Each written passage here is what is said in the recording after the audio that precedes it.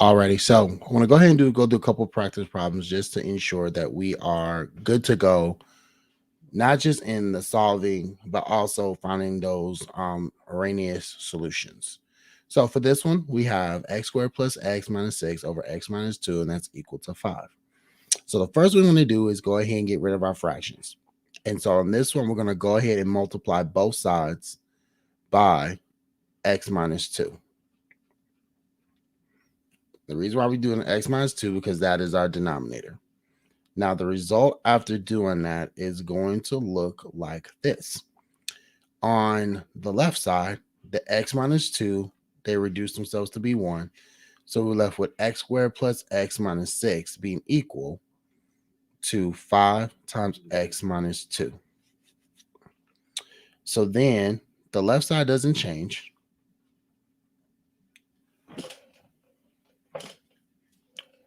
The right side is going to turn into 5x minus 10.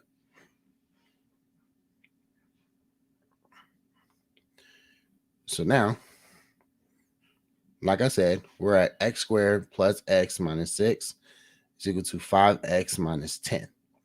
So now we're going to go ahead and start doing some combining. So let's get everything on the same side just to see what would happen. So we subtract 5x on both sides. So x squared minus 4x minus 6 is equal to negative 10. And then we will add 10 to both sides. So we have x squared minus 4x plus 4 is equal to 0.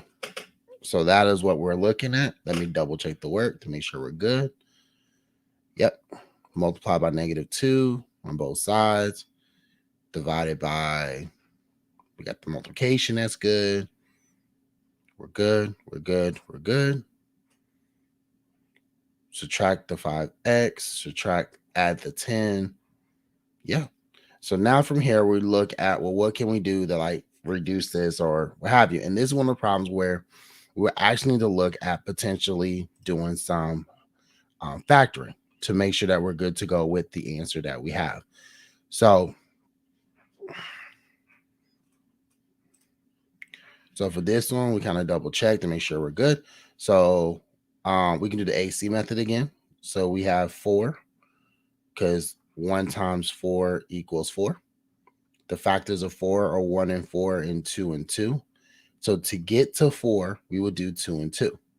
So this would end up being x minus 2 and x minus 2. It happens twice. So that would mean the answer would be x plus 2. It does happen twice, but it's x equaling 2. Now, you want to go back and double check to make sure that's not one of your erroneous solutions. So we'll go back and look at the problem.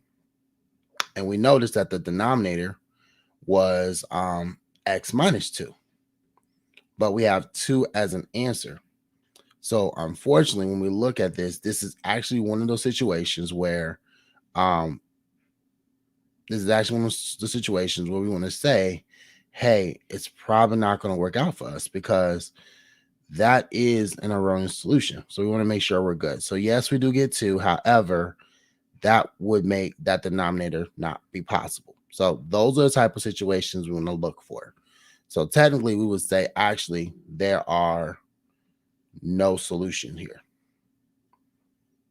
Okay, because this is an erroneous solution. Let me do it one more time to make sure we're good. So another problem, another solving. And then we want to kind of make sure we clear the picture. So once again, we can use LCD, which basically means you multiply both fractions by both denominators, which is the same thing as cross multiplication. So if we do 13 times 2, we get 26. On the other side, we end up having x squared plus x plus 1 being multiplied by x minus 1. So that's going to give us 26 being equal to, well, now I'm going to go ahead and do the box method. I want to go ahead and kind of make sure I have all my pieces there. So x minus 1 is here, x squared plus x plus 1. So we get x to the third, x squared, 1x, negative 1x squared, negative 1x, and negative 1. So the answer on the right-hand side would be x to the third. This is going to be interesting. X to the third. Let's see. All the x squares are gone, so they cancel. All the x's are gone, and then we have minus 1. Ooh. Okay. So from here, since we only have like x to the third, this is one of the cases where we don't want to bring everything to the same side. We actually want to go ahead and focus on getting x by itself, since we only have one x to deal with. Now, you may be looking at this like, Mr. L, I don't see how we're going to do this. Watch this. We're going to go ahead and add 1 to both sides. What that's going to give us is 27 equal to x to the third. Now, just like how you saw me do in the previous problem to do the square root on both sides, or in previous problems, this is the case where we're going to actually do the cube root on both sides. Now, if that's not your cup of tea, when you get to 27 is equal to x to the third, the question you can ask yourself, knowing that x to the third means x times x times x, what number multiplied to itself 3 times would give you 27 will answer the same question. At the end of the day, we find out that x is equal to a 3. No matter which way you kind of look at this. Now, once again, go back and check to make sure that's not one of your Arrhenius solutions. Go back and make sure it's not a number that is really meant to be your vertical asymptote. We'll go back and check. Our denominator was 13 and x minus 1, which means 1 was the vertical asymptote we had to worry about. So the answer is 3. We're good. We're safe and sound. Okay. I want to do one more problem for you, and then I will let you go. So this one. So 1 over x minus 3 is equal to 1 over x times x minus 3. Once again, we go ahead and do our cross multiplication. This is the same as least common denominator.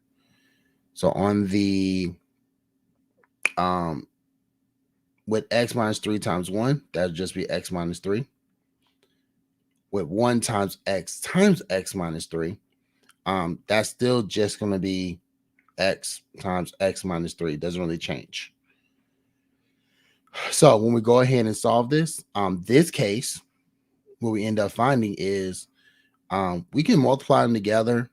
We can, do what we need to do. But another way we can do this is actually go ahead and divide by x minus 3. And the reason why that may be a better technique to do for this problem is I see that I'll have the same thing on top as I do on bottom. So this is just going to equal 1, and 1 is equal to x. Now, if you don't necessarily see that, you can still go ahead and multiply this right side, and you get x squared minus 3x, which is cool. What would end up happening from here is we would end up, let's make sure we're not tripping. We would end up moving everything over to the same side. So I'm going to keep my x squared positive. So I'm going to subtract x, and I am going to add 3. Yep. So we end up with 0 equal x squared minus 4x plus 3. Okay. So if we end up doing our factor in the AC method, what we end up getting, it will end up having x minus 1 and x minus 3. So you may look at this and be like, Mr. Lowry, from the right-hand side, we got x equals 1 and x equals 3 as our answer. And you are absolutely correct. The problem is, though, is that 3 is actually the vertical asymptote we wanted to avoid. See, from the denominator, we could not have x be 3. We could not have x be 0. Well, 3 popped up as one of our answers. So that's not the one that we want. So the answer we're good with is 1. If 3 shows up, we can't allow that.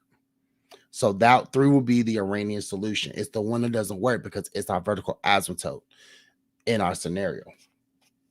So hopefully this is starting to kind of land a little bit easier. because we're going through kind of hardcore practice that are there. Okay, so just as a reminder of the problems that are your take home for this evening, it is page 218, 219, 1, 2, and 5. That goes in lesson 2.21. And as I mentioned, what I really focused on in this video was the arranging solutions, but we're still solving. So that would be 225 through 226, 1, 2, and 3. Okay. So last but not least, we are almost there. We're almost to the weekend. So once again, I hope you had a great day. I hope this video is helpful. As always, or as I'm starting to get into the routine, if you need to contact me, definitely hit me on the Microsoft Teams chat. That is probably the most direct way to get me to get a quick response, whether yes or no or anything.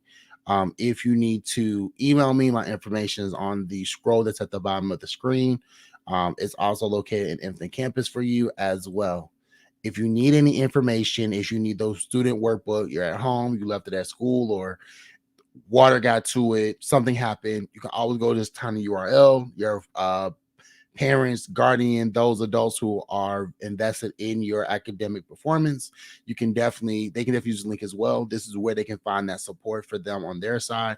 And then last but not least, always go to Canvas page to check to see if videos or anything has been posted. Like I said, even this video was posted in that playlist that we shared on the rational functions page in the Canvas. So hope you have a great day. Bid you adieu. I will see you next time in class.